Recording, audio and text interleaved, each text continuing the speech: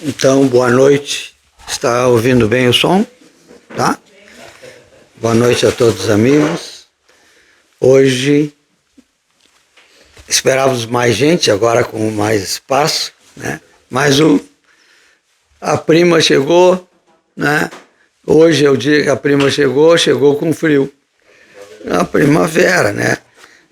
Aí hoje eu recebi. Quase que saiu uma arco-íris. É? Porque deu uma chuva, depois deu assim um solzinho daquele bem tristinho. Saiu Hoje. uma corzinha, mas... E a primavera chega sempre com o dia do aniversário do meu falecido pai, que seria hoje, né?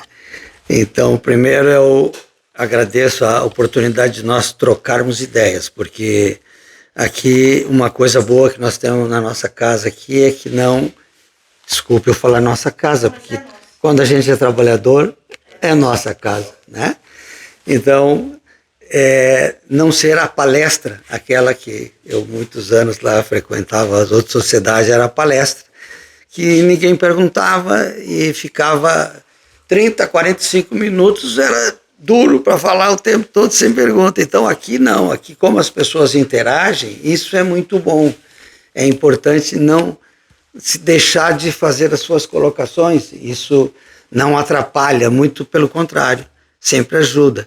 Porque quando a gente traz algum pensamento, uma ideia para expor, é uma ideia pessoal, é uma ideia que a gente tirou dos aprendizados, dos estudos, do tempo de doutrina, né?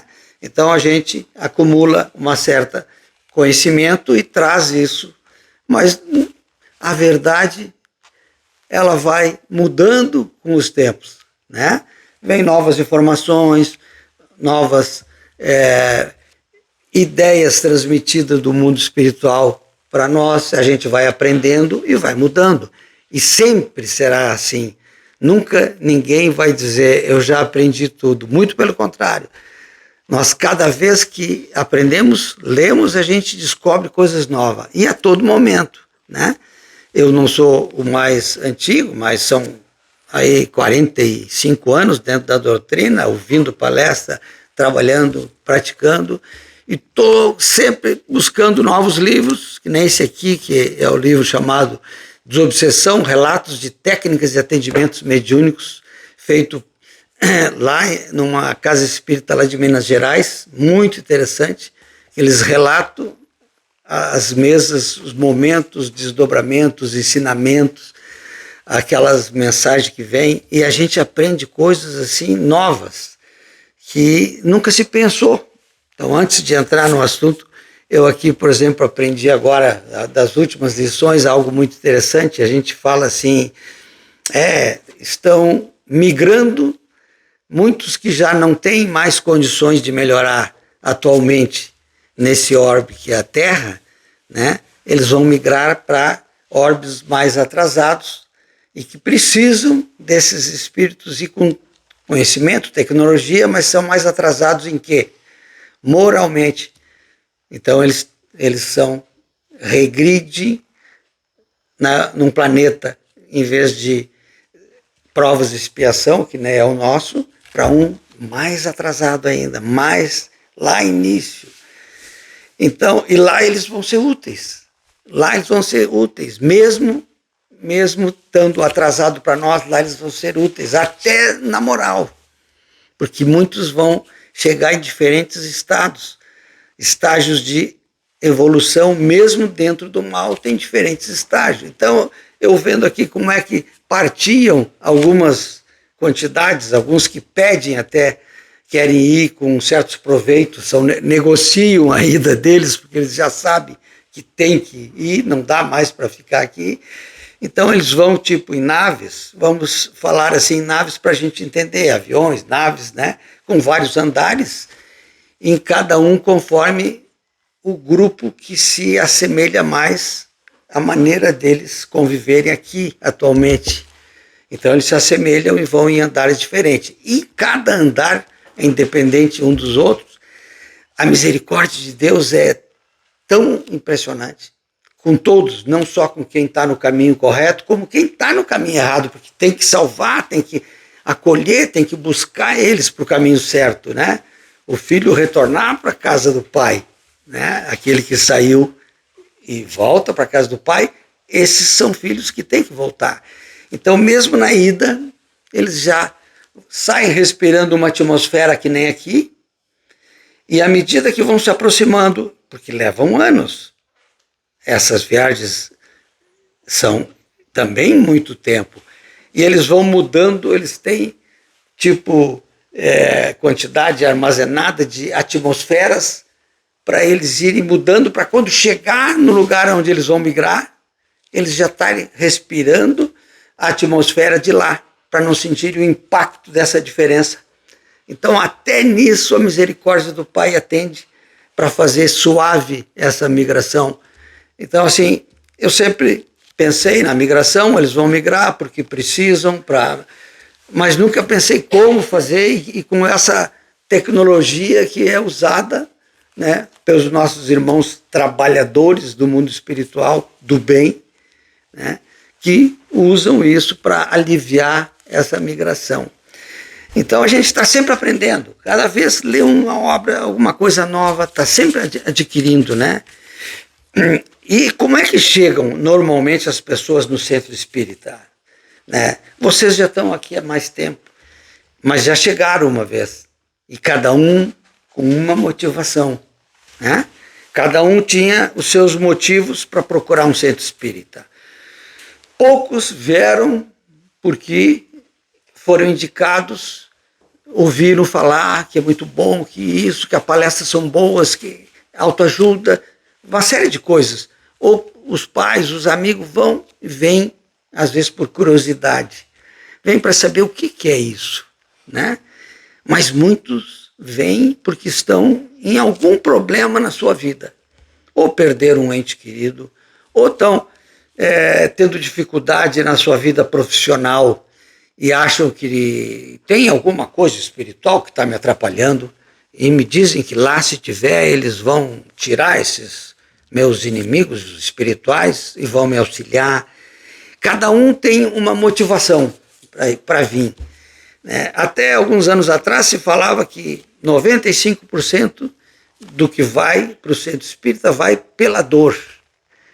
Hoje eu acredito que eu tenho visto nos maiores centros e em tantas mais jovens vindo ao centro espírita, que eu acredito que já esse percentual já não é 95, já deve ser menos, não sei quanto, não ouvi um número, mas já tem mais de 10% que já vem porque já ouviu falar que é uma coisa boa e vem não só pela dor, mas vem por descobrir algo diferente, porque não está satisfeito com o que ele está vivendo, não está satisfeito com a vida que ele está vivendo e com as religiões que cada um tem, né? Cada um tem a sua religião, porque o centro espírita não limita, não proíbe, não, tu é de tal religião, não é bem-vindo, não, aqui todos são bem-vindos, não interessa a religião que eles têm até agora ou que continuem a ter, mas aqui vêm e são sempre bem-vindos, isso é muito importante, e não interessa também, como em algumas religiões que já me procuraram nos trabalhos de atendimento fraterno antes, lá, infelizmente eu vou dizer, mas assim, alguns evangélicos não aceitam o homossexualismo, os casais, né? Então eles, lá nós somos mal vistos, vocês não têm nada contra? Não temos, a gente recebemos o companheiro dele, eles têm seus problemas também, como tem os casais heterossexuais, então todos têm problemas, e a casa espírita ela é aberta ao acolhimento a qualquer um, não interessa o que tipo de vida que levem, a religião que levem, isso é muito importante. Eles são filhos de Deus igual a nós, né? Foram criados pelo meu pai, cada um seguiu caminhos diferentes, e por isso cada um tem a sua trilha em diferentes estágios, né? Mas são todos filhos do mesmo pai, pelo amor de Deus, né? Então, eu fui dar uma analisada e lendo algumas obras e fui vendo lá. Claro que a comunicação com o mundo espiritual não é desde a época de Jesus para cá, não, sempre houve.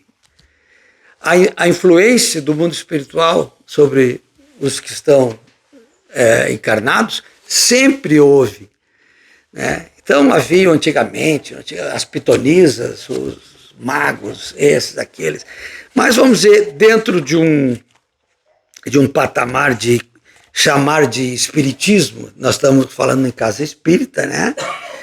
Ou espiritualista, né? Dentro de um patamar mais espiritualista, mesmo antes do Kardec fazer a doutrina, codificar, já tinha os encontros, né? Na Europa, e tinha nos Estados Unidos alguma coisa, mas principalmente na França, e já tinha os encontros com esta mesma finalidade. Então, o século XIX, que são os anos de 1800, né? 1800, que foi a época do Kardec lá nos trouxe a doutrina codificada, a finalidade desses centros, dessas casas de estudos e tal, ele tinha o quê? Era trazer essas luzes da doutrina, ou seja, a existência da comunicação dos encarnados com os desencarnados, com o mundo espiritual, a existência e a possibilidade de comunicação. Então eles tinham vários fenômenos físicos que se aparentavam, né, para mostrar que, informações, fenômeno físico, para as pessoas assim repensarem e ver, existe a comunicação, é possível, né? Repensar e trazer ao conhecimento que a grande maioria não existia. No século, e nessa época lá, as casas eram muito limitadas, muito poucas, né? No século XX, já no próximo século, nos anos de 1900, que nós nascemos nesse século, nos anos de 1900, aí começou a se aumentar muito as casas espíritas com a ideia farta de semear, semeadura, que fez com que foram criados padrões rígidos dentro das federações espíritas, né, para proibir que fosse uma coisa assim, de todos misturada, que tivesse um segmento. Essa é assim como tem que ser feito, vai ter que aprender a dar os passes, tem que haver estudos, tem que haver palestra, foi aumentando, mas dentro de uma programação limitada, não podia sair disso, né? Verdadeiramente não tem dogmas, mas criaram-se, de alguma maneira, os homens criaram dogmas. Não, tem que ser assim, tem que ser dessa maneira, essa respeitabilidade, essa finalidade. Mas já foi mais, né? Já foi maior do que simplesmente mostrar e trazer as pessoas para o conhecimento. Já no século XXI, que nós estamos agora, a partir dos anos 2000, vem uma nova finalidade da casa, que também vai se modificando com o passar de cada década, vai se modificando conforme também a necessidade dos povos. E é diferente, às vezes, num país que existe um percentual relativamente grande de espírita, que nem é o Brasil, do que outros países que estão recém abrindo luzes para esse conhecimento, né? Então, no século XXI, a ideia era desenvolver sentimentos, não só conhecimento, porque nós desenvolvemos no século passado conhecimento, técnicas de mediunidade, né? Técnicas de doutrinação, a técnica do bom atendimento fraterno, né? Mas não desenvolvemos muito o sentimento.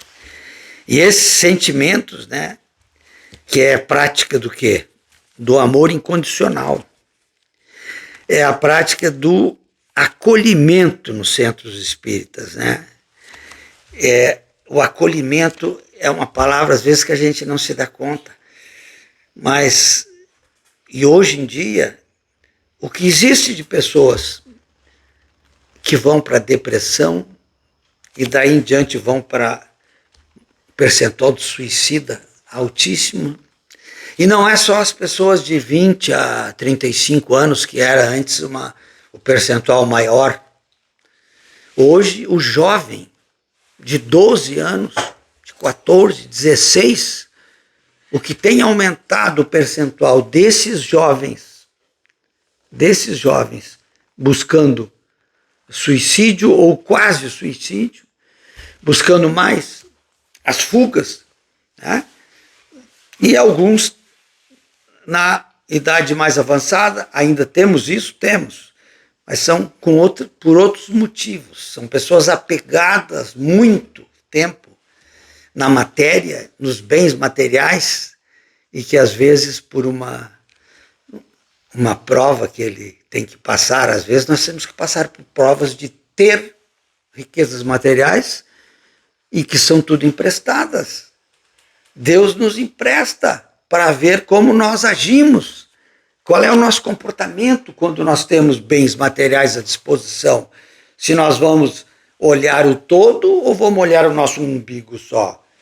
E só se preocupar com o meu, no máximo com a minha família direta. Ah, aquele lá, meu sobrinho está precisando. Não é o caso. Eu tenho que ver o meu filho, o meu neto, esse aqui que estão precisando. E às vezes só o que está dentro de casa, né? Então, essa maneira de nós enxergar fez com que cada vez mais as pessoas se desligassem do acolhimento, do abrigo, do carinho, do amor com as pessoas. E daí veio a necessidade que até uma certa época não tinha, nos últimos 30, 40 anos, com certeza, deixou de ter normalmente era o homem que trabalhava fora, que trazia recursos para dentro de casa, né? Não, passou a ser necessário o casal trabalhar, porque já não dá conta só o homem trazer os recursos materiais para dar o certo conforto que eles desejariam para os seus filhos. Então é necessário o casal, marido, mulher e os filhos. E a educação básica dos filhos no início, ela foi deixada para quem? Num primeiro momento, tinha a empregada, a avó, a mãe, até que chegou aquele momento que está agora, é o momento como se faz. Quem é que educa os filhos hoje da gente? A rede social no telefone. Na rede social no telefone. Quantas horas eles passam? Agora, depois de termos um desvio de comportamento de quem tem até 40 anos, claro que isso foi se apegando. É ruim a internet, a comunicação? Não. Mas nós temos que dar limites para nós mesmos. Qual o tempo, saber se desligar daquilo, né? Saber que tem tempo de a convivência entre pessoas, a conversa, a amizade. As pessoas quase não têm mais amizade fora, dentro de casa. 3, 4 dentro de casa, sentado, a televisão ligada, ninguém está vendo, cada um está no telefone. Olha aqui, aí, ó, tu viu? Ó. As pessoas não conversam. Nem que para comentar um filme, vamos ver um filme junto e comentar, mas daí o telefone não sai daqui. Opa, barulhinho, vai ver. Olha só, isso aí trouxe nos últimos, uma quantidade grande de anos, as pessoas se sentirem não amadas, o jovem. Não, eles querem ser ouvidos, eles querem conversar, eles querem assim, não adianta me dar um presente. Eu quero 2 horas de conversa, brincar. Vem brincar comigo, pai. Vem brincar comigo, mãe. Mas os dois estão cansados e trabalham. Então, mas olha, eu trouxe aqui um joguinho para ti, ó. Vai ver esse filme que está muito bom lá na televisão. Daí eles acabam indo para ali. Eles não se sentem acolhidos, não se sentem pertencentes a uma família. Eles se sentem só. E a vida, eles não têm nem para quem reclamar, porque lá na escola, a maioria também é assim. Também estão passando por esse problema. né? Então, acabam muitos, claro que ainda, mas são poucos. Não, está cada vez aumentando o número de jovens, e os jovens agora não é só de 20 a 35, é dos 12, dos 11, cada vez vai baixando essa idade, até os 40 e pouco amplia essa faixa de se sentirem desacolhidos. Mas o adolescente hoje, ele, sempre que eu tenho um exemplo em casa. Adolescente, 16 anos. Ele não quer nem saber de conversa. Né? Pode ser que alguns estão esperando que os pais conversem, os avós, enfim, mas tem outros que não, que estão ali e não largam aquilo ali. O parente deles é aquilo ali. Obrigado. A vida deles parece que não sabe. Porque eles acostumaram assim, né? Já começaram a tempo assim. Antes de eles terem esse aparelhinho, eles brincavam. Eles começaram a ter cada vez mais cedo. Culpa de quem? Dos pais, né? Que dão para se ver livre e sobrar mais tempo para os pais. Então, eles acabam se viciando. Que nem se vicia aquele que começa a fumar para ver como é que é. E acha bom. Aquele que começa a beber bebida forte, aquele que vai para cocaína, que vai para maconha, que vai para vários tipos de droga, é uma droga. Depois que passou muito tempo na droga, para tirar não é fácil. Mas tu ias comentar. Minha mente ia falar disso, é um vício. Então, é um vício e que, claro, depois que eles estão, é muito complicado. Por isso agora veio normas assim, lá nas escolas públicas de São Paulo, vi proibido, o telefone tem que deixar. Mas ainda nem todos estão aplicando, infelizmente. Sim, mas lá estão mais, apareceu mais. E apareceu daí nas entrevistas, a gente vê, né, perguntando, no início, que horror, agora começam a conversar no recreio com os outros colegas, saber o que fazem, onde é que vão passear, como é que foi o fim de semana. Estão indo melhor na aula, porque era dentro da aula também isso. Não era proibido, era proibido, mas as professoras fechavam os olhos, algumas. Então, hoje, eles estão indo melhor nas notas escolares e estão aprendendo a conviver mais tempo. Mas foi uma coisa imposta. Em casa, a família que já deixou chegar nesse ponto, pensa duas vezes. Alguns conseguem. Não, agora tal hora não tem mais, recolhe o telefone. Mas deixa tantas horas. Ou a tal hora é estudo. E sem o telefone. Né? Mas são poucos pais que fazem isso. São poucos. Sabe que o senhor falou sobre esse nosso neto, né? E fim de semana, a família está reunida, então aí ele tem ele larga um pouco. Mas durante a semana ele está conosco. Então, ele vem, né? Aí, como nós somos avós, né? E muita gente aqui já é de uma certa idade que já tem filhos ou netos, né? Então a gente procura Conversar? E ele tá aqui, ele tem que largar aqui. Aí tem aquelas coisas. Ainda boto aqui, Aquela coisa que tem, né? Que aí a gente tem que. E aí, Chico.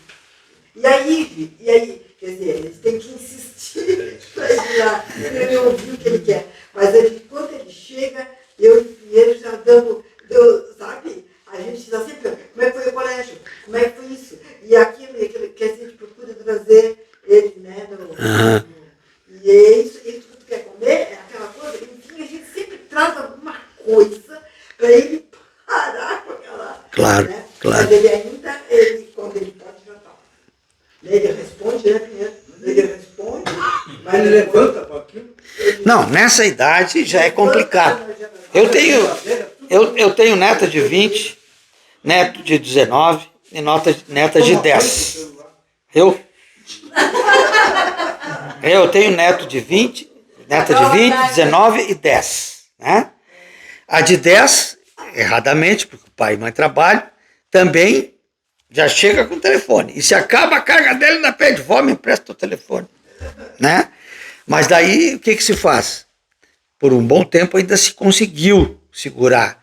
Tem que jogar. Vamos fazer um joguinho? Vamos. Jogo de mesa. Jogo tipo banco imobiliário, sei que lá. E daí se conversa. Vamos jogar carta? Vamos. Ainda consegue. O mais velho, que agora já está estudando esse ano em Curitiba, o mais velho não, o segundo, tem 19. Então ele vem e daí muita conversa. Como é que foi na faculdade? Ele gosta de jogar xadrez. Antes eu jogava xadrez, quando às vezes dava tempo, vamos jogar xadrez. Eu sempre gostei de jogar xadrez. Ensinei meus netos a jogar xadrez, os mais velhos. Vamos jogar xadrez. Conversava sobre várias coisas. E quando passeamos, levamos eles a fazer caminhadas e tal, sem telefone. Sem telefone. A pequenininha que está mais difícil, né?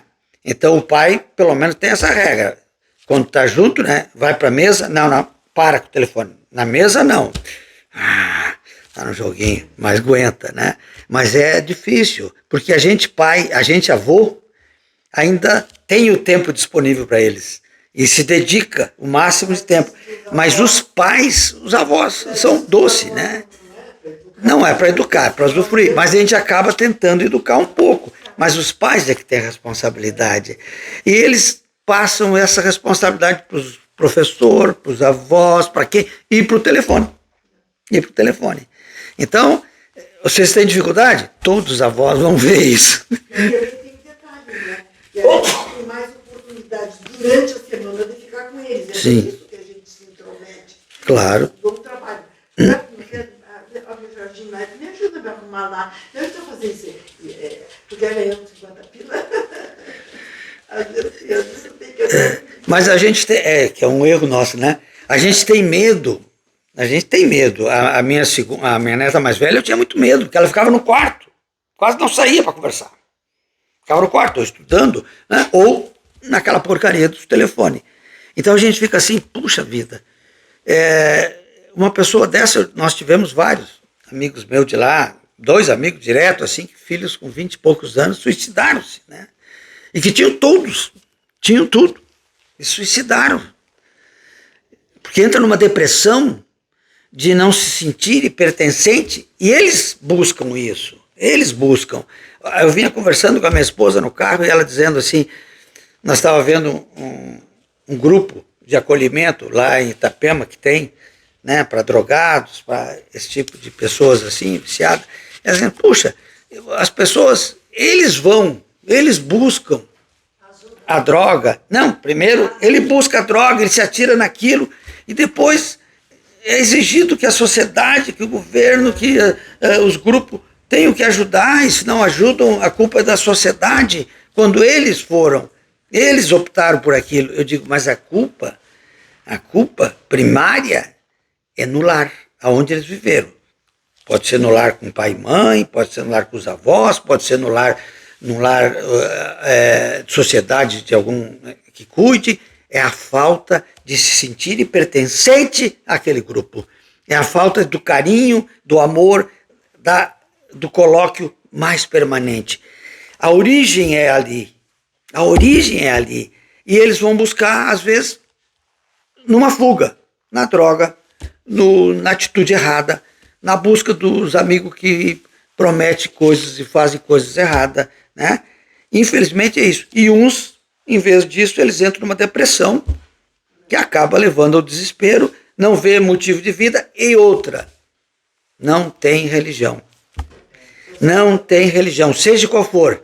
Deus... Não tem Deus, né? Deus para eles não existe. Mas sabe que hoje, agora quando nós vimos o mundo, nós estávamos ouvindo um programa sobre exatamente, porque agora esse mês, né, o mês amarelo, é o mês da pessoa que se... Depressivo, suicídio, é isso aí.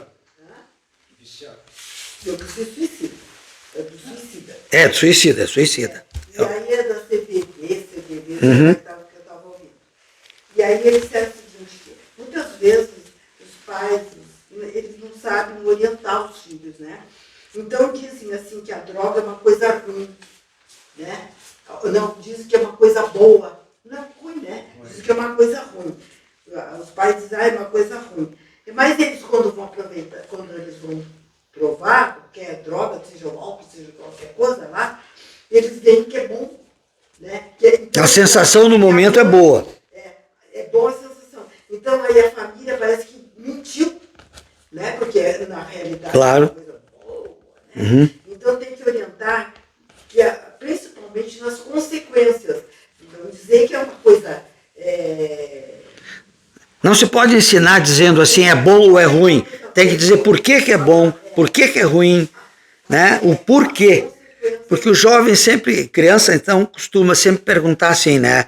É uma coisa que a gente às vezes tem vergonha de fazer o que a criança faz. Né? Se diz isso, não pode. Aí aqui que a criança diz, por quê? Por quê? Aí tu responde, não, porque isso é errado. Aí ela pergunta, não, mas por quê? Ela quer dizer, por que é errado, né? Aí o pai diz assim, sempre foi assim, porque é errado. O pai está te dizendo que é errado. Aí quando chegou a terceira, mas por quê? Não interessa por quê, faz isso. Então tu não educou a criança, tu não ensinou a criança o porquê que aquilo não é bom. Tu só deu uma ordem porque tu não sabe nem explicar por que é errado. Porque tu não aprendeu a ensinar. Tu sabe por que é, mas não aprendeu como ensinar, como transmitir. Então, na verdade, hoje, muitos pais tinham que ter cursos como educar os seus filhos. Era uma maneira de eles aprenderem a dizer não. A pessoa tem que...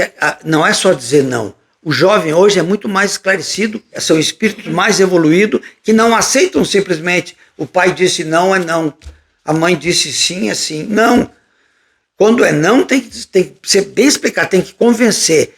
É como numa mesa mediúnica que chega um espírito para se comunicar com a gente e tu vai dizer para ele, não, para de fazer o mal, de perseguir aquele, vai para a luz. Mas por quê?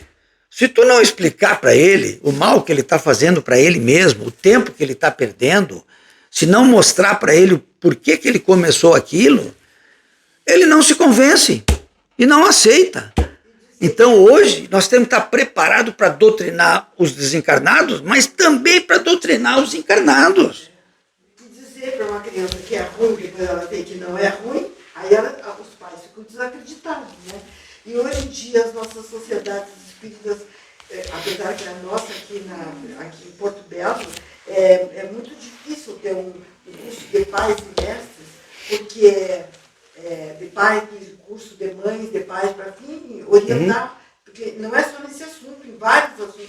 Vários assuntos. Não sabem fazer, né? Mas nós, ali em Porto Belo, é muito difícil porque é um lugar de transição, né? O pessoal sempre vai para outras praias, né? Então, eles vão morar em outros lugares, eles não ficam ali, é só para passar. Porto Belo. Mas não é só em Porto Belo isso é em toda parte. Nenhuma casa de religião se preocupa em ensinar como educar os filhos. Eu não conheço nenhuma casa de religião. Espírita não conhece? Casas de religião que ensinam como os pais têm que orientar os filhos, eu não conheço. Lá no Rio Grande do Sul, Não, mas eu trabalhei 29 anos no Rio Grande do Sul. Sim, eu comecei em 1980, Sociedade Espírita. Sociedades que fazem o trabalho com os pais, né? Poucas, raríssimas, é o que eu lhe digo, em Porto Alegre, que tem em torno de 100 e poucas casas espíritas, e eu fui presidente de casa espírita mais de 4 anos, e frequentava as UD, que é a União Distrital de Casa Espírita, e ninguém falava nisso. No máximo se falava em educar a criança, mas não como os pais têm que educar, em ficar com criança, fazer evangelização infantil, enquanto os pais estavam ouvindo uma palestra, ficar alguém distraindo as crianças com uma pequena evangelização, com lanche, tudo isso é normal. Agora, educar o pai a educar os seus filhos, eu nunca vi nenhuma. A Federação Espírita, ela dava curso exatamente para os pais. Dava curso. A Federação Espírita lá do Rio Grande do Sul. E não só, vamos sair um pouquinho da esfera dos centros espíritas. As escolas acabaram com os centros de pais e mestres. Aquilo ali também era muito bom, o chamamento dos pais, para ver também como é que estão os filhos, como como é que se Eles comporta. não têm interesse. Os pais não têm Pais e mestres acabou. Eles não vão em reunião de escola. As reuniões de escola é para ver assim, ó, o mau comportamento do teu filho, as notas que eles estão tirando, é isso assim. E daí os pais já não vão porque eles não têm tempo. Aí vão a mãe que pode, a mãe já vai com desinteresse porque está com problema. Tem pai que protege o filho. Sempre. Meu irmão dava aula de inglês, o menino lá não obedecia. Aí o homem falou, tu vai ter que sair porque senão eu vou perder o aluno. Teve que o professor sair para o aluno continuar, não adianta, o pai protege o aluno. Não, hoje mudou, hoje é tudo diferente. Então não tem isso, Eu viu? estou com meu filho agora pequeno, né? E eu vou na creche, tem reunião, tem encontro de família, eles tentam fazer.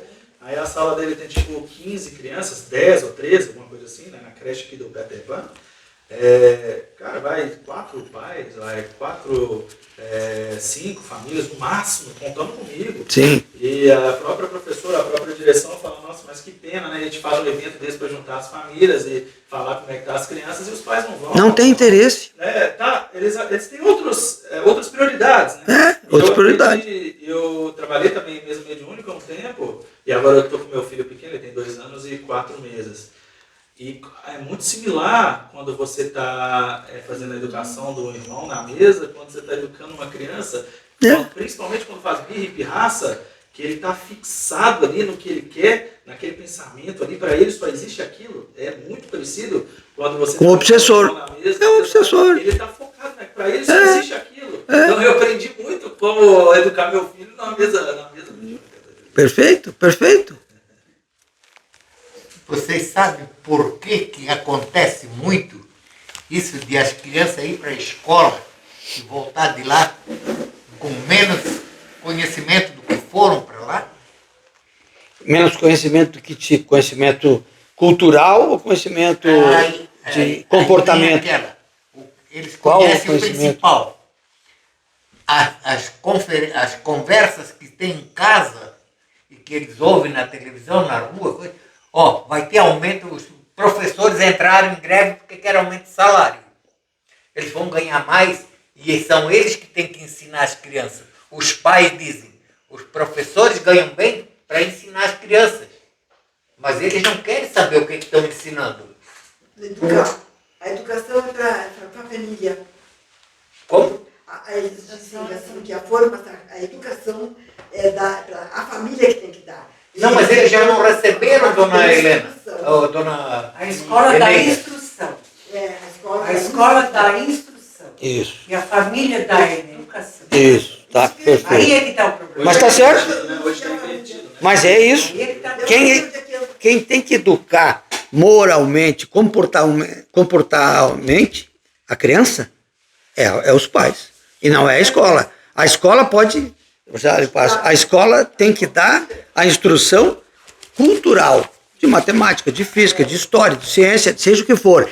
E tem que exigir, e daí é uma questão de disciplina na sala de aula, na escola, que se eles faltarem com isso, tem que ter daí um aconselhamento, chamar pai, tirar da sala de aula e explicar que isso aí deixou de ter, como disse o nosso irmão Paulo, porque eu não quero perder o aluno, é particular, muitas escolas é particular, outras são mesmo escola pública, mas eu tenho que passar tanto por cento, senão eu perco a ajuda lá do MEC e tal, entendeu?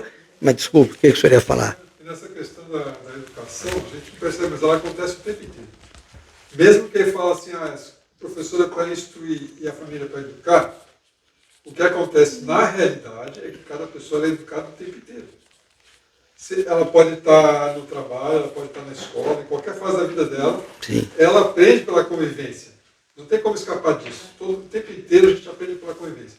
Eu posso aqui, qualquer pessoa aqui dentro dessa sala pode dizer assim, eu aprendi tal coisa porque eu convivi com tal... Tipo, eu convivi com meu avô, eu aprendi a ler com ele. Eu convivi com tal professor, eu aprendi tal coisa com aquele professor. Independentemente de ser familiar ou não. Então, a própria questão é que a forma como nós levamos a sociedade hoje é muito individualista. Não pensa muito no coletivo. E aí isso acaba levando essa questão. Eu cuido dos meus e ele cuida dele. É diferente numa visão de uma sociedade que todo mundo cuida de todo mundo. Então, assim, mas o que acontece é que a própria educação nossa ela acontece o tempo inteiro. Tem coisa que a gente aprende na convivência com os colegas. Não é com os pais, não é com o professor, é com os colegas. Mas o respeito, eu só acho o seguinte, o respeito ao próximo, tu tem que aprender em casa. Porque senão, se tu não aprender em casa a respeitar o outro, tu vai ver como o outro age e vai agir da mesma maneira. Tu vai ver o colega agir assim, tu vai agir da mesma maneira. Se tu aprendeu em casa que não tem que agir da mesma maneira, que tal atitude é errada, quando tu vê o outro errado, tu vai dizer, não, tá errado. Eu te dou um exemplo assim prático, assim na escola, por exemplo, a minha neta, que morou 10 anos comigo, e tinha uma educação muito o que é certo, o que é errado, no meu ponto de vista, porque a gente ninguém sabe o que é certo e o que é errado. Mas no aprendizado que eu tive, filho de militar, minha esposa filha de militar, a gente tinha uma certa disciplina, né? E educação e respeito, os mais velhos, era senhor, não era pelo nome, né? Que nem depois os netos já chamavam, Paulino, opa, vô Paulino, né? Tio, não é fulana, né? Para aí.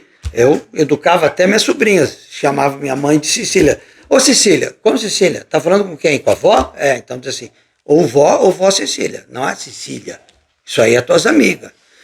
Então, essa respeitabilidade, essa educação, hoje ninguém ensina, acha-se, não, é bobagem. As crianças têm que tratar igual todo mundo. Não, tem que aprender a respeitar o mais velho, a respeitar aquela pessoa, tem que aprender. Muitos de vocês talvez vão achar que não. Não, acho que não. Acho que tem que tratar todo mundo igual. Não, amigo é amigo. Pai não tem que ser amigo. Pai tem que ser pai. Ele pode até ser tão amigo como um amigo, mas ele, mais do que amigo, ele tem que ser pai. A mãe tem que ser mãe. Tá? Então, essa educação que eu estou falando é essa educação de respeito. Essa tu não vai aprender na televisão, não vai aprender com um colega, não vai aprender... Não, tu vai aprender a desrespeitar na rua. Na rua você aprende a desrespeitar os outros. É isso que você aprende. Da questão do aprendizado pela convivência. Esses anos iniciais a pessoa aprende com a família. É preponderante. Depois, não tem como você... O teu filho, ele vai... Tem coisas que ele só vai aprender convivendo com as outras crianças. E aí, é aí que se começa o aprendizado através do contato com os outros. E os outros adultos, vamos dizer... tem a responsabilidade de ensinar pelo exemplo. Então, qual que é o exemplo que está acontecendo? É falta de responsabilidade, não é? O exemplo é a melhor coisa que existe. É falta de responsabilidade, porque primeiro, ter um filho, tu tem que ser consciente, responsável para botar um filho no mundo. Então, tem a questão do exemplo. Então, por exemplo, assim, uma coisa que é bem comum. Todo pai, antigamente, o pessoal falava assim, que xingamento é coisa feia. Né? Aí a pessoa vai explicar por quê. Né? Ninguém gosta de ser tratado dessa forma. Aí chega lá no meio do trânsito, não sei o que lá. Solta. Aí vê o pai ou vê a mãe, chega, aí fica assim. Começa a criar vários mecanismos dúbios assim, de como que eu julgo a situação. Porque aí, se for eu, ou se for não sei o que, tudo bem. Em determinada situação eu posso, em outra eu não posso. Então, essas situações que são muito dúbias do comportamento humano, criam o ser humano que ele cresce com isso. E aí, dependendo com quem ele vai andando, ele vai sentindo maior liberdade de fazer tal coisa e outra ele sente menos liberdade de fazer tal coisa. Então, numa sala de aula, ele vê os próprios colegas respeitando o professor, por exemplo. Ou o professor não se dando respeito, também tem isso. Aí chega em casa, tem um outro tipo de relação com os pais. O pai não respeita a mãe.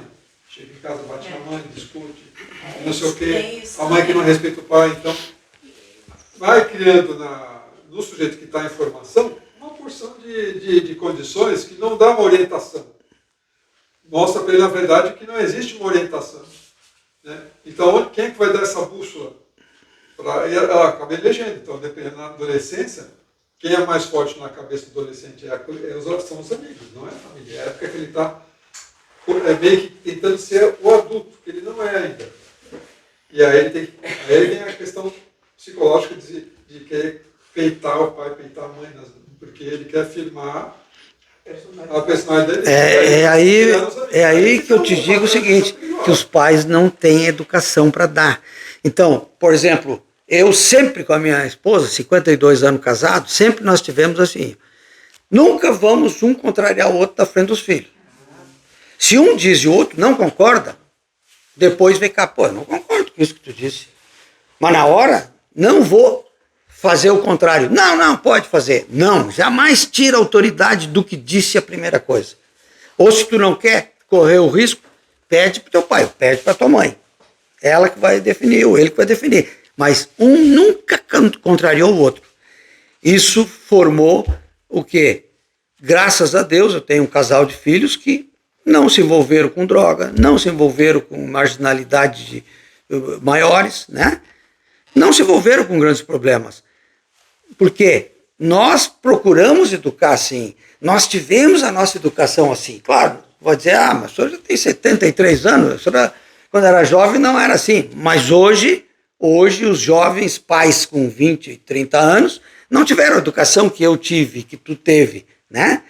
Que o nosso comandante ali teve. Não tiveram. E aquela questão de 6 horas tá dentro de casa, né? Hoje em dia tu vê 12 anos, 13 anos, tá na casa dos outros, dormindo na casa dos outros. Daí não existe horário mais. Não tem mais horário. Deixa eu falar uma coisa. Alguém quer falar? Pode falar.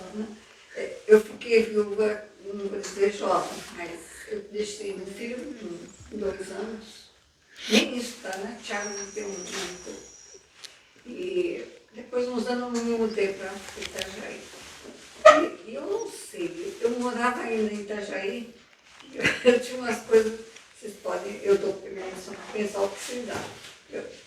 No mercado, comprei um pacote de.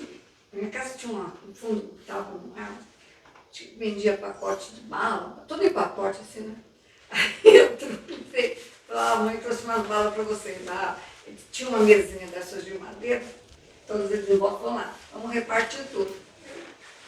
Fui lá, achei o saco, eles começaram a repartir. 1, 2, porque eram 5, né? 2, 3, 4, 5. Até acabar o pacote todo ali. Aí eu, da cozinha, comecei a ver que estava saindo um tititi. Fui lá, o que estava? Não, aqui tem 2 balas. Lembra disso, Júlio? Sobraram 2 balas aqui. Vocês estão brigando com o quê? Então, pera um pouquinho. Botei as balas tudo dentro do pacote, sim. E do lado tinha um terreno baldio. Eu peguei as balas, joguei tudo assim. Quando não tinha balas, eles não estavam brigando. Agora com balas estão brigando, então acabou. Só saiu porque e ninguém falou mais nada. Né? Porque eles sabem que tem que repartir as coisas, né? Certo? Trouxe ali para repartir. Outra coisa também. Peguei uma vez, eu tinha uma menina muito boazinha, mas ela moça já. Eu sei que uma vez eu fui guardar a roupa de um deles lá, que eles têm cada um guardado, só que eu fui guardar perto da camiseta, eu vi uma revista pornográfica. Eu falei, o que é isso? Aí tinha uns 3 que ainda estavam lá no quarto, não sei o quê. Eu falei, de quem que é essa revista? Ninguém. Ninguém. Aí um lá falou assim, foi a fulana, eu não me lembro o nome dela, tadinha. Ela que trouxe. É? Então tá bom, vamos pegar aqui, né? Vamos ler. Peguei a revista. Gente, não estou brincando. Peguei a revista e comecei assim. Então tinha aqueles beijos bem, né? E eu comecei a ler, dando a expressão do que estava escrito para eles. E eles sentadinhos na cama deles. Então era aqueles, né? Fui falar tudo assim. Aí eu peguei e falei assim, escuta, namorar é muito bom. Mas não é essa porcaria que vocês estão vendo aqui. Aí, nesse caso, nesse tempo, eu estava com o namorado, falei assim, o namoro é uma coisa muito boa. Você vai conhecer, você tem que respeitar. Não é assim que a coisa funciona. Vocês teriam coragem de pegar uma namoradinha e fazer isso que vocês estão vendo aqui, assim, falar, o que é isso? O amor é muito bonito, namorado é muito bonito, mas tudo tem que ter respeito. Ninguém falou mais nada. Também não falei nem para empregado, só falei para ela, você não traz essa revista daqui, porque eles não têm idade para isso, né? Então, essa foi uma coisa, que muita coisa me publicitou muito. 2 dos meus filhos estavam conhecendo, a Milena e o Tiago, e o André, não sei. Eles estavam fazendo curso de batismo, que eu morava pertinho da igreja. Então, eles falaram assim, papai, eu não frequentava a igreja católica mais, né? Eu ia, respeitava, fazia as coisas. Mas a minha coisa era outra. Aí eles falaram que queriam, um dia falaram que eles vão, o padre foi na casa da madrinha da minha filha, que ela era, como é que chama? Faz, desculpa a expressão. Catecismo. O catecismo, né? Eu falei assim, ô Maura, vem cá. Ela falou, Melina, o padre quer falar com você. O padre lá do bairro ali. Com a senhora, tudo bem. Dona Marilena, ela gostaria muito que a senhora frequentasse o nosso rebanho. Eu acho que entendi o que era, né? Eu peguei e deixei de falar. Por que a senhora não vai? Não? Até os seus filhos já estão frequentando o catecismo. Aí eu falei, olha, padre, é o seguinte. A Maura foi saindo. Eu falei assim, meus filhos, os dois que estão fazendo o catecismo, eu já falei com eles. Podem conversar, tudo bem, tudo com Deus, tudo coisa bonitinha, vocês aprendem lá no catecismo, mas vocês vão ter que ir até o fim. Então vocês vão aprender esse catecismo até o fim. E quando eles fizeram a primeira comunhão, então foi bonito, eu fui na cerimônia, eu ia também, quando tinha uma cerimônia de alguém. Então eu falei, olha, fui lá, aproveitei, fiz toda a cerimônia que tinha, dei um beijo, falei assim, cheguei em casa e falei assim, agora vocês estão vendo isso? Isso aí é para ensinar vocês a fazerem a coisa certa, respeitar, né? Vão cumprir o que vocês estão aprendendo. Gente, não... E falei isso para o padre. Eu falei, olha, uma das coisas que eu ensino aos meus filhos, primeira coisa, gente, até hoje, eu não suporto mentira, sabe? Quando as pessoas mentem, fazem uma coisa assim. Eu vou lhe pedir que a senhora faça mais curto, porque senão eu não vou falar nem na metade do assunto, já são 1 hora, já foi.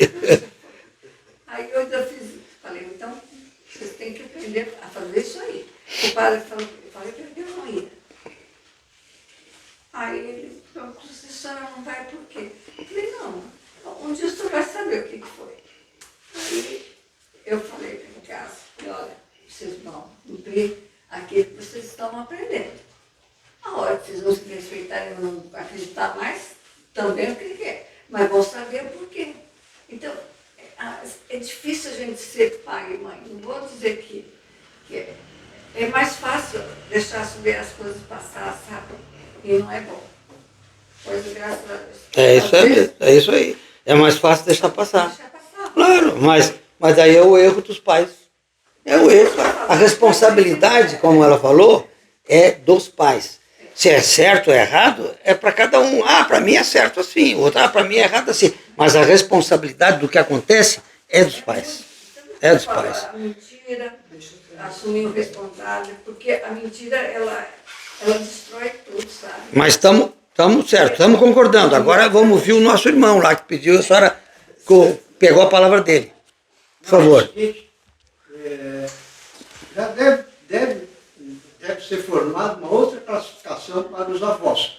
Porque eu acho que avô até os 75, 80 pode educar, depois daí não educar mais. Porque eles não aceitam. E também é criança. Eles não aceitam, né? Hoje é múmia. Já está na múmia, já está mumiando. Eu também concordo. Eu vou só botar agora A última água nesse assunto, tá? A última água nessa panela, porque senão nós vamos parar aqui só nos filhos, coitados. A ideia era o que o espiritismo, as casas têm que fazer, né? um ditado. São duas coisas que eu vou falar. A 3, primeira, no máximo 3, então. é essa que você falou dela, para ela. Não, mas então você deixa correr. Ou quem cala consente. Isso, é o erro, né? É um erro. Claro. Então você vai errar 2 vezes. Eu não mandei ela deixar correr. Eu disse, ela disse assim, a gente deixa correr. Deixa correr. E daí acontece o erro dos pais. Exatamente. Foi o que eu disse. E a segunda, por causa de Então, droga. o senhor concordou na primeira com o que eu falei, não discordou. Não, mas eu não discordei. O senhor disse assim, deixa correr. Eu não disse deixa correr. Não, eu não disse. Tá. Quem cala consente. Quem cala consente. Perfeito. Agora, a segunda é sobre droga. Droga. Falaram tanto de droga porque é isso, porque as crianças começam a consumir droga e coisa e tal. Quantas vezes vocês já tiveram na frente da televisão quando está passando um jornal e dá aqueles arranca-rabo de todo tamanho por causa de droga, morre não sei quantos lá levando tiro, como agora um delegado levou 56 tiros por causa de droga. Será que precisava matar alguém com tanto tiro por causa de droga? Podia ser menos tiro, né? Não precisava ser tantos tiros, desperdiçaram bala, né? Uma arma de Então, o que eu quero dizer é o seguinte, é que se droga fosse coisa boa, não precisava polícia. Não precisava o exército estar se incomodando. Ninguém discorda disso. Eles vão discordar, eles não têm como discordar, entende? Eles quem? As crianças, os jovens que estiver assistindo aquilo, eles veem aquilo, muitos daqueles ficam dizendo, eu nunca posso chegar nesse ponto aí. Só que os jovens Mas não viram o noticiário. O pai que está bebendo uma cerveja está usando droga? O jovem não está vendo o noticiário. Tu não vê jovem assistindo noticiário? Não. Não, o quê? Agora notícia? Não, então não quero. Vou lá pegar o meu telefone e ver uma coisa. Jovem que vê noticiário deve existir algum, mas eu também não conheço. Errado. Era isso aí, Júnior? É o que eu acho. São das duas coisas. Né? É que eu acho que a respeito de droga, se eu falar alguma coisa para eles, que eles começarem a querer rebater, eu já vou dizer, tu queres que a polícia venha procurar na tua casa onde é que tu estás escondendo a droga? Eles assim, não, mas sabe o que eles vão dizer? Eu vou esconder no lugar que eles não vão achar. Eles sempre vão ter resposta. O jovem sempre vai ter resposta para fazer a coisa errada. Infelizmente é isso. Quando a pessoa quer fazer uma coisa errada, ele arruma um jeito. Não tem jeito. Ou ele aprende moralmente que aquilo está errado, ele aprendeu pelo comportamento dos parentes, do pai, da mãe, que não só educam, mas também agem assim. Muitas vezes também pode ser muito do caráter da pessoa, porque às vezes a família não tem esse exemplo, mas nem por isso cresce com problema de droga ou isso. O que ele falou tem bastante sentido, assim, muitas vezes da família, dos amigos, porque na tua própria casa tu não tem exemplo, tu não tem isso, já acontece, né? Hoje em dia já não é tanto, mas na minha época acontecia muito. Mas a droga não é porque a família consome. A droga, ele foge para a droga por falta de alguma coisa que ele não tem na família. A falta da atenção, do acolhimento. Que nem por isso, nem sempre, por não ter família, não quer dizer que eu vou ser drogada, porque eu não, mas eu vou fugir para alguma coisa que me acolha. Eu vou fugir para alguma coisa que me acolha. Porque se eu não tenho atenção na minha família, de jeito nenhum... O caráter da pessoa também, né? Mas a gente ajuda a formar o caráter. O caráter ele vai se moldando. É que tu vai a fundo, tu vai ver que aquela criança, alguma coisa faltou para ela. Não é só a questão de, eu já vim da outra encarnação com esse vício e eu vou ter um vício. Não, isso não. Não. Eu tenho falhas de outras encarnações que eu venho de comportamento. Mas de buscar a droga, não. Isso aí é porque eu não tive dentro da minha casa algo que eu sinto falta. O apoio para mim, eu quero ser um músico. E lá em casa só querem que eu seja engenheiro, advogado, médico, não sei o quê. Eu quero ser músico. Então eu me sinto desamparado no meu desejo. Ou não me dão atenção porque estão sempre trabalhando. Nunca tem tempo. Nunca tem tempo.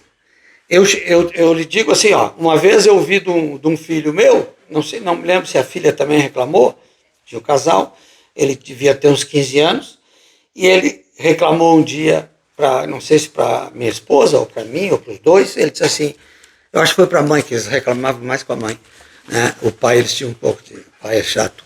Então, mãe, vocês todo fim de semana vão lá para aquela... Nós saímos de Porto Alegre, íamos para a cidade ao lado, Eldorado do Sul, que era 40 quilômetros. Nós tínhamos lá um lar de crianças que nós construímos. Então, no final de semana, nós íamos para lá. Teve um período que eu fui presidente, outro era vice-presidente. Então, a gente fazia churrasquinho uma vez por mês para as crianças, eram 20 crianças. E eles, todo fim de semana vocês vão para lá e nos deixam aqui. Eles já tinham 15, 18 anos e tal. Ah, está sentindo falta do pai e da mãe? Opa, então nós estamos errados, vamos ficar. Passamos alguns fins de semana em casa, sem ir. E o que eles faziam? Saiu com os amigos, ficavam lá, faziam nada. Eu digo, mas cara, vocês querem o pai e a mãe em casa só para ficar de plantão? Né? Então, alguma coisa eles sentiram falta, e quando nós fomos para casa eles não puderam mais reclamar, porque nós estávamos em casa. Aí vamos sair, às vezes teve coisas erradas, vamos no jogo comigo, eu quero sair com os amigos. Não, amanhã nós vamos no jogo de futebol e vamos conversar. Aí eu obrigava ele a ir comigo no jogo de futebol, para conversar. Às vezes ele andava meio assim, eu digo, vou fazer teste contigo, ver se não está drogado. Ele ficou bravo uma vez, pode fazer, faça e tal. Aí a minha esposa, não faz isso, que tu vai só fazer isso com o guri. Mas ele não tinha nada drogado, mas eu, para torear ele, que se ele fizesse alguma coisa que eu achasse que tá, eu ia fazer, né? Mas então, o que eu quero dizer é o seguinte, a falta da atenção com o filho e com a filha e com quem quer que seja que é teu dependente, leva eles a buscarem alguma coisa. Tu pode dizer assim, eu não concordo, eu respeito que tu não concordes disso, mas é a minha maneira de eu pensar, por isso que eu digo, a gente não é dono da verdade. Não precisa dar mau exemplo. Não quer dizer que o filho vai ser drogado ou vai ser perdido porque não teve em casa apoio nenhum. Né? Não, e às vezes até o contrário, tu tem um pai que é bêbado e daí o filho não bebe porque ele tem o exemplo, eu não quero ser aquilo. Sim, eu não quero ser aquilo. Às Tem vezes, isso. um simples exemplo assim, ó, a mãe diz assim, ó, tu devia ser igual a tua irmã, tu é um tolo, não sei o quê. Aí ele prova lá no futuro, vira às vezes um drogado, não, agora eu vou provar que eu sou forte. É. Às vezes nem é a convivência da família, é um bom exemplo. Muitas vezes não tem assim, né? É uma coisa que não tem um padrão. Até um vizinho lá. Não, mas uma coisa sempre eu te digo, a falta de atenção dos pais com os filhos levam muito a isso. Esse assunto Foi muito. Sim, Tem muitos problemas. não é um só. Isso aí. Eu tenho meu filho que está lá, tem 41 anos hoje. Tá lá no Hoje? Está fazendo hoje? Não, hoje não. Ah, não, você que estava de aniversário. Aquele menino lá com 16 anos, para mim ele é um menino. Com 16 anos ele foi trabalhar à noite. Ele trabalhava em casa noturna. Ele era barman. Ah, tá. Não era Google Boy, não. Eu pensei que era o primeiro pensei, fui olhar o tamanho. Né? Ele era barman. Ele era barman, ele via na frente dele a droga começou. Nunca se deu. Eu também. Só que eu quero dizer o seguinte, graças a Deus ele nunca se drogou, né? Claro que ele teve a nossa orientação e ele foi em busca daquilo. Mas tem alguns que mesmo no meio não se drogam. Depende do caráter também. Eu acho. Depende da pessoa, depende do que ela tem de fazer aqui. Mas isso, a senhora está dizendo o que eu estou dizendo até agora. Pois é. A educação é de casa, não é estar no meio. Não é porque está no meio. Eu convivia hoje com um padre meu, né, padrinho da minha filha, era amigo meu, que fumava maconha. Né? E eu fui com ele em bailes de arquitetura, os caras me ofereciam assim. Eu digo, não, eu não uso, eu nem fumar fumo. Então tem pessoas Então, que não por quê? Porque eu tive vivem no meio educação. e se corrompem. Então depende da pessoa. Depende da pessoa. Depende também. Mas não é o meio que faz. Olha, eu não disse isso nunca. Eu disse que o que faz levar a grande maioria é a falta de alguma coisa que eles não tiveram na família. Amor, acolhimento, atenção. O que eu quero dizer é que às vezes não é só na família. Tem muita Não, coisa mas do caráter que dá eu sei, responsabilidade. mas a família não dando é um impulso. Claro. A família deixando ele desamparado é um impulso para isso. Por isso que nós temos que acolher mais as pessoas. Vai ser Paulinho. Porque hoje não tem mais isso. Estamos passando por exercícios de evolução. Às vezes passa por evolução de pais que ajudam e de pais que não ajudam, para ver se consegue se manter. Passa pela prova. Assim. Mas lá no fundo. Eu lá no também. fundo, Minha mãe fumava, meu pai fumava, meu irmão então nem se fala, morreu por causa do cigarro. Eu nunca usei. mas lá no fundo. Também. Na mesma nós casa, sabemos já que o que é pai certo era e que é meu pai. errado. Fazer o quê? Todos nós Cada um tem a sabemos sua. que é O certo e meu que é pai errado. morreu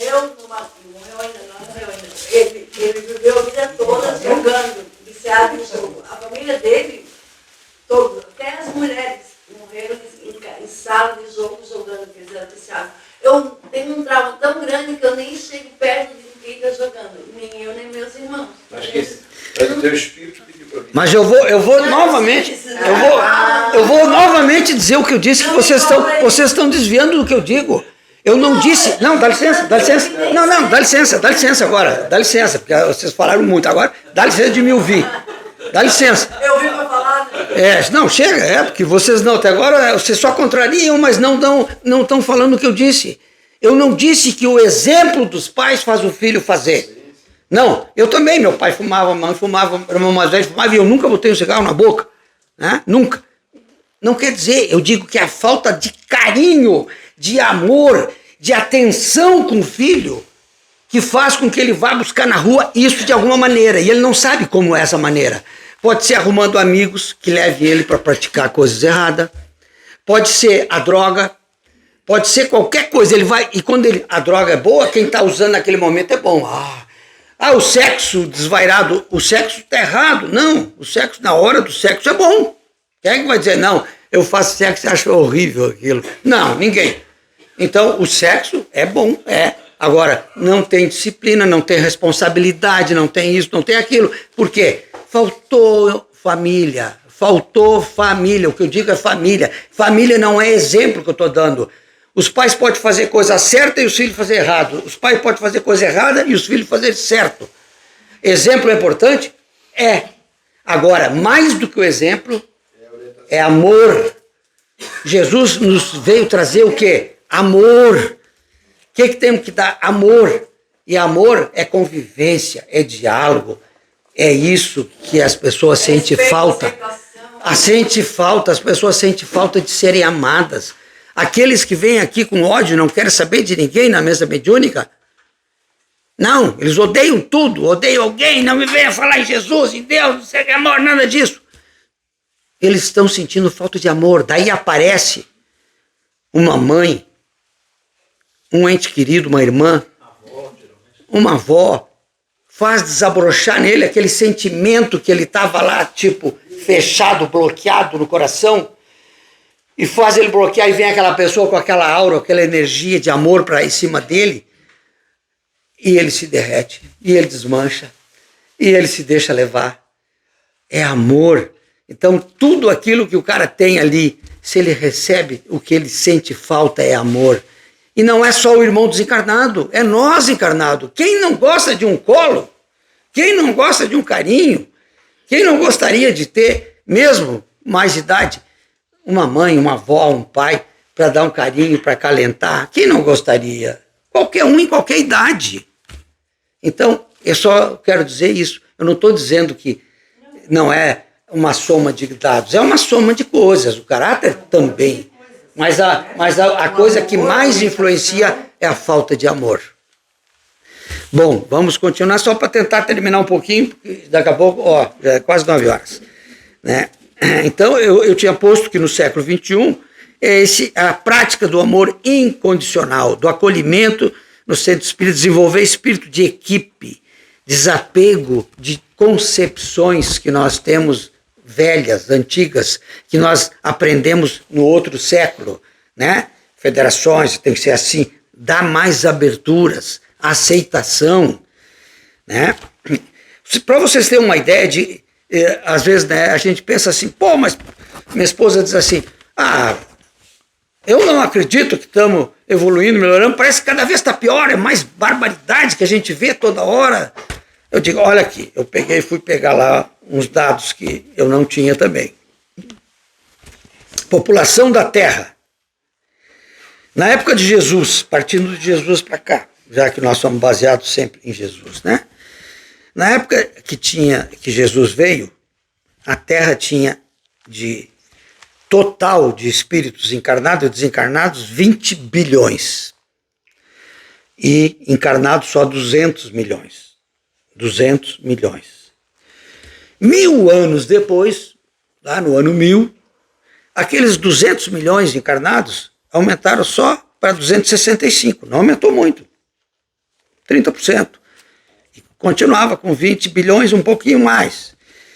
600 anos depois, 1600, aquela época medieval e tal, passou de 500 milhões, dobrou a população dos encarnados. E já tinha mais de 20 bilhões na esfera total do planeta, entre encarnados e desencarnados. 1900, 300 anos depois, triplicou a população na Terra encarnada, 1,6 bilhões. E daí já tinha mais de 25 bilhões, já aumentou 25% a população do orbe terrestre entre encarnados e desencarnados. 1970, 70 anos só depois, só 70. Olha, nós tivemos lá do ano 0 ao ano 1000, aumentou 65 milhões, né? Agora aqui, 70 anos passou. De 1,6 bilhões foi para 3,7. Aumentou 2 bilhões, mais que dobrou a população encarnados, né? E em torno de 30 bilhões na esfera total. Hoje, 2025, nosso planeta tem 8,1 bilhões de espíritos encarnados e um total já de 36 bilhões no orbe total. Aí diz assim, né? Pô, mas por que existem tantos mais mal? Esses de 20 lá na época de Jesus até 36, quase o dobro, né? Aumentou bastante. Vem da onde esses espíritos? Mas não vem só espíritos melhores? Não. Claro que veio espíritos melhores para ajudar os que estão aqui a melhorarem, né? Mas claro que veio uma grande quantidade de espíritos mais atrasados, outros que foram exilados de orbes melhores para cá também, porque eles ainda estavam no nosso nível de ignorância, de prática de maldade. E como é que é? Bom, e a ciência daí, eu não posso dizer quantos bilhões de espíritos, que isso aqui tudo foi de livro no lado espiritual. A ciência programa que daqui 75 anos, 2100, vai ser só 11,2 bilhões. Não vai aumentar tanto como veio aumentando. Agora vai saturando o planeta, o aumento já é menor. E qual é a situação desses espíritos, né? Hoje em dia, né, nesses anos atuais, é diferente do que já foi e diferente do que vai ser. Mas hoje em dia, nós teremos encarnados, esses bilhões encarnados, hoje estamos 8,1 bilhões, 66%, ou seja, 2/3 dessa população que está encarnada, que está aqui, chamamos dos vivos, 2/3, eles estão em lutas morais com sofrimentos. Lutas morais para se modificar com sofrimento. 2/3 tem sofrimento, ou sofrimento físico, ou sofrimento emocional, ou sofrimento, eles estão em sofrimento, que são o quê? Oportunidades de cura. Mas eles estão passando por dificuldades. Então nós vemos pessoas nessas condições. 1/3 da população já está num processo mais educado de aceitação, por auxílio de religiões, não vamos botar só o espiritismo, mas de religiões, aceitarem mais, né, o que estão vivendo, aceitarem como uma oportunidade que Deus está dando de passar pelas dificuldades e aprender com elas, aprender comportamento, de perdoar, de aceitar o outro como é. Ele é diferente de mim, mas ele é filho de Deus, vamos aceitar ele assim, ele pensa diferente, ótimo. Imagina se todos fossem iguais, daí seria um horror em tudo, né? Nós temos que conviver com pessoas diferentes, que pensam diferentes de nós. E só temos que fazer uma coisa, respeitá-las. Aceitar que pode existir pessoa diferente. Aceitar que eu não sou o centro do universo, que eu não sou o cara que estou certo. Não, que eu posso estar totalmente errado e sou diferente dos outros. Então já tem 1/3 da população assim, mas a maioria infelizmente não está assim. E aí nós que estamos aqui, de alguma maneira temos que fazer algo para acolher essas pessoas, para ensinar um pouco para essas pessoas, de alguma maneira, né? Isso dos encarnados. E dos desencarnados, como é que é a situação deles? nesse aspecto emocional dos encarnados? Segundo os espíritos, dizem que 50% dos desencarnados, então hoje nós teríamos de 36 bilhões total menos 8, teria 28 bilhões de espíritos desencarnados. 50% desses, 14 bilhões, são espíritos em lutas morais e sofrimentos. Ainda estão em muito sofrimento e com lutas ainda para se entender. Tá? 25% deles, desses totais, estão em recuperação, já sofrendo menos, já aceitando, já procurando a luz, já aceitando que tem que aprender, que vai ter que vir mais vezes para pagar as coisas erradas, né, que fez, para arcar com seus comprometimentos. E 25%, um quarto da população espiritual, até foi escrito assim, elevados, eu botei assim, já recuperados e no auxílio dos irmãos, tanto encarnado como desencarnado. Então são aqueles irmãos que são mentores, né? Que estão aqui, nossos anjos da guarda, são aqueles que dirigem sociedades, são aqueles que estão procurando levar os que vão migrar de uma maneira melhor para os planetas mais atrasados.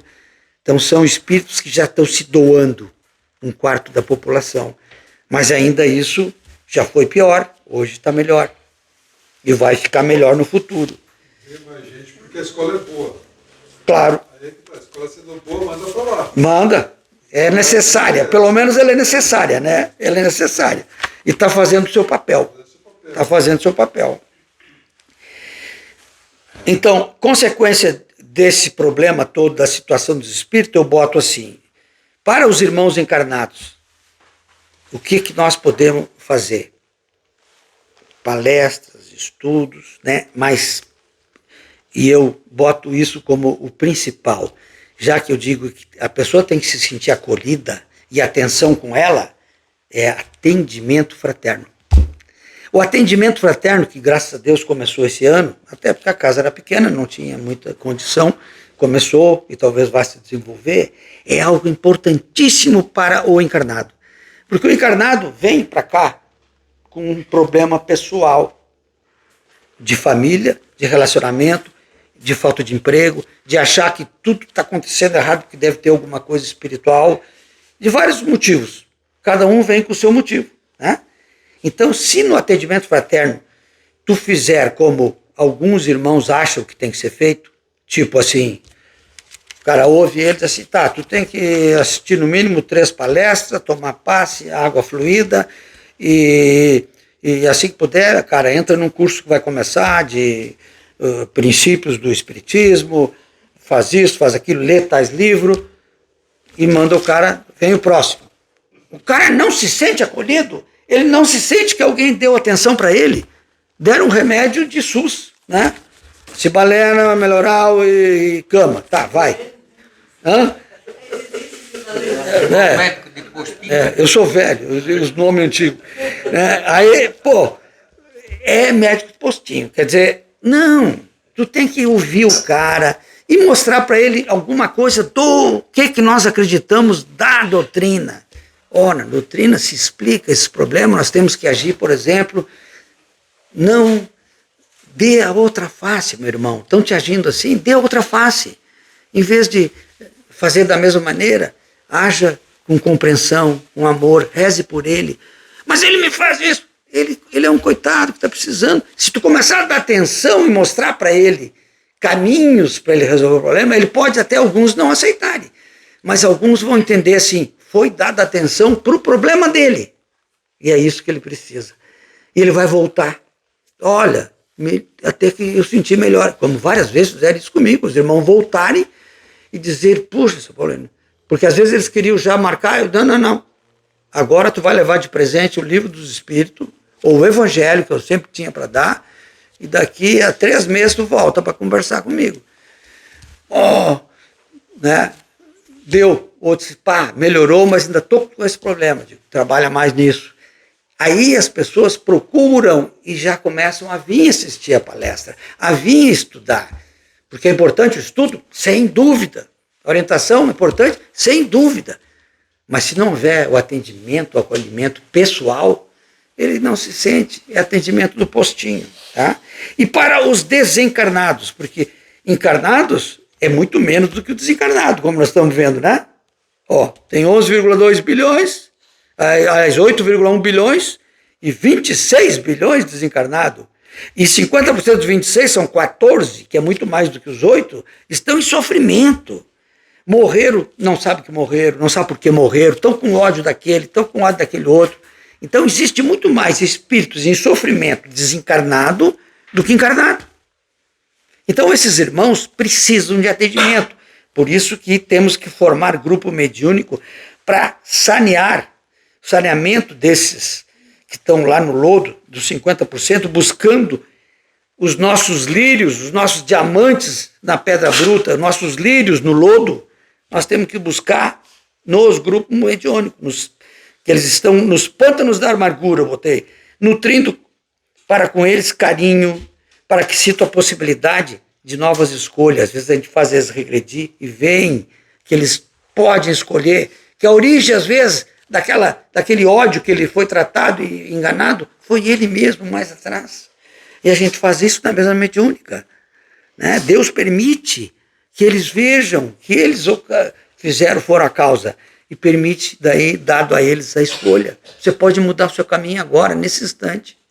E 99% deles escolhem e aceitam mudar o caminho. Então, é preciso isso, né? Pois eles, na verdade, quem são esses que vêm? Às vezes a gente não sabe quem são. Os nossos familiares, muitas vezes, que conviveram conosco em várias encarnações e que foram ficando para trás, mendigando o quê? Mendigando amor. Porque o que faltou para eles é amor, que é o que falta desde lá da criança, que falta para nós adultos e falta para ele desencarnado. Então ele mendiga amor. Então eles precisam desse tratamento. O que fazem, né? Daí eu vou dizer, o que fazem os irmãos inimigos do espiritismo? Porque na espiritualidade nós temos aqueles que estão ferrenhamente no mal, eles não querem saber nem no espiritismo, nem nas demais religiões, no budismo, no islamismo, na religião católica, na religião dos evangélicos. Há alguém que tire alguém do mal para levar para o bem, eles não querem. Isso é um horror para eles. Eles querem que as pessoas cada vez mais pratiquem o mal, porque daí eles se sentem iguais, se sentem bem. Não, o certo é ser mal. Por que eu vou querer que as pessoas passem a ser bons? Está errado isso.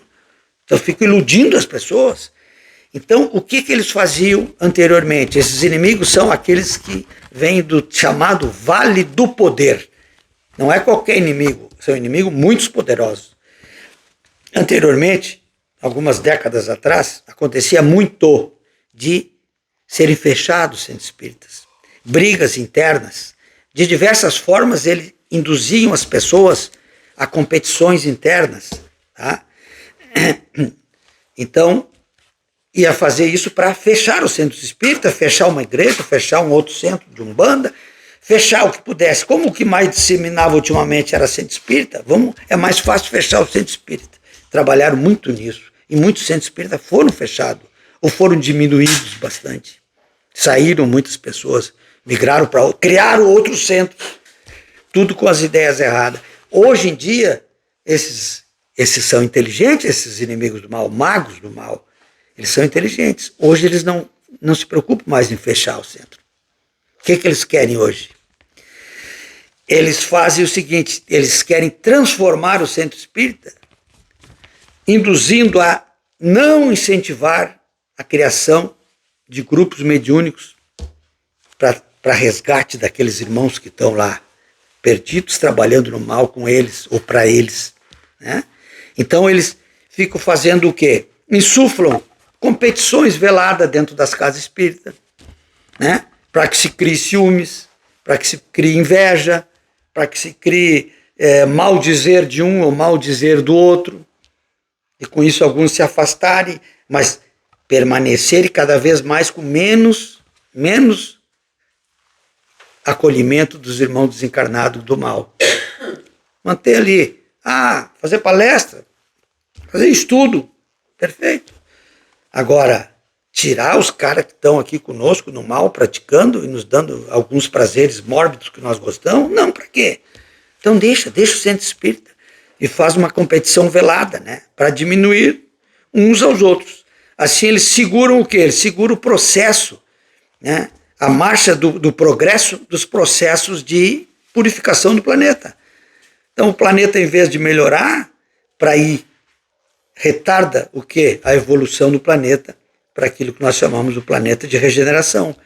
Continua sendo dominado pelo mal, que eles se acham dono do planeta. Não reconhece Jesus como o governador do planeta. Eles não reconhecem isso. Pois é, só um detalhe. Pelas estatísticas aí, nós vamos passar séculos ainda para passar para o planeta de regeneração. Não só pela estatística, pela palavra de um dos irmãos estudiosos, juiz de direito em Minas Gerais, Haroldo Dutra. Ele já escreveu, e eu tenho um livro escrito por ele, dizendo que para passar de um nível, um orbe, para outro, é 7 vezes 1000 anos. Ou seja, 7.000 anos. O nosso orbe, a mudança, começou na era de Jesus. Aliás, desculpe, na era anterior, 4.000 anos antes de Jesus. 4.000 anos antes de Jesus, começou a mudança do orbe de prova e expiação para um orbe de regeneração. Ou seja, fazem 6.025 anos, mais ou menos. Falta só 1000 anos. 1975. Não, é 7. 4 mais 2 agora, nós estamos 2 já. 4 e 2, 6, falta 1000. Então, é alguns séculos para passar para a generação. Não pense assim que daqui a 50 anos o nosso planeta é de regeneração. Não. Mas nós estamos já no último milênio. Se é 7.000 anos, nós estamos no último milênio. Olha, nós estamos mais próximo do que quem estava lá na época de Cristo e quem estava 4.000 anos atrás, de Sócrates, de Platão, e é para trás, e vamos. Nós estamos adiantados. É nossa responsabilidade. Algumas encarnações que ainda vamos viver aqui nesse planeta, a não ser que algum evolua de uma maneira tal que vá para um Plutão, que vá para outra esfera mais evoluída. Sempre vai, algum vai, né? Mas são raros. Então, eles querem retardar a evolução do planeta. E a mediunidade, o recurso da mediunidade, é o fim a que se propõe a doutrina no momento para conhecer o nosso passado comprometido, que é uma ferramenta que nos conscientiza no caminho da nossa autoeducação. Então, muitos daqueles irmãos desencarnados, a gente consegue fazer eles verem o passado deles e eles entenderem que estavam errados e podem modificar-se. Muitos de nós seria bom, mas às vezes pode não ser, não estamos preparados para isso, saber quem nós fomos. Nós não estamos preparados.